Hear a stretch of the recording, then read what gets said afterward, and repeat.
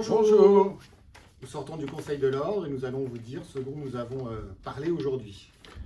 Alors nous avons d'abord évoqué un projet que nous avons à cœur, en ce sens qu'il s'agit de la création d'une maison des femmes destinée aux femmes victimes de violences, mais au Sénégal. Et de ce fait, nous avons envisagé la création d'un fonds de dotation avec le concours de Franck Jalas, qui est membre du Conseil de l'Ordre, pour savoir comment nous pouvons aider à la création de ce projet. Et puis, nous avons aussi voté une motion en faveur de la défense en Turquie, puisque le 6 février dernier, 4 avocats du barreau d'Istanbul ont été interpellés dans leur cabinet pour avoir été les défenseurs de personnes qui sont aujourd'hui opposantes au régime de M. Erdogan.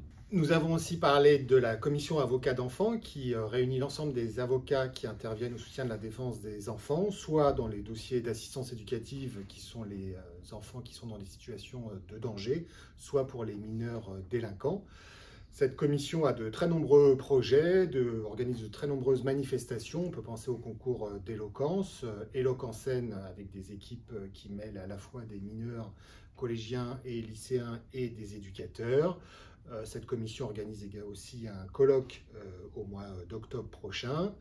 Et puis, cette commission actuellement cherche aussi à renforcer l'intervention des avocats d'enfants dans les dossiers d'assistance éducative. Le Conseil de l'Ordre a aussi adopté une motion pour dénoncer les conditions d'hébergement de certains mineurs qui sont placés, puisque au lieu d'être placés au sein de structures dédiées, ils sont malheureusement parfois hébergés dans des hôtels qui naturellement ne leur permettent pas de bénéficier de conditions d'encadrement, de sécurité nécessaires. Et cette motion a été adoptée comme elle l'est actuellement par de nombreux autres barreaux à la suite du décès tragique par suicide d'une jeune adolescente qui a été hébergée dans un hôtel. Nous avons également évoqué avec les administrateurs de la CARPA, Olivier Ferrari et Aurélia Cordani, le rapport d'étape du CNB sur les obligations de contrôle en matière de lutte contre le blanchiment des capitaux et de financement du terrorisme. Et le Conseil de l'Ordre s'est donc positionné sur ce rapport d'étape en soumettant des préconisations qui vont être transmises au CNB. Pour terminer, nous avons évoqué l'actualité du CNB et notamment les différents éléments qui ont été évoqués à l'occasion de l'Assemblée du 2 février dernier. Restons concernés. Restez connectés.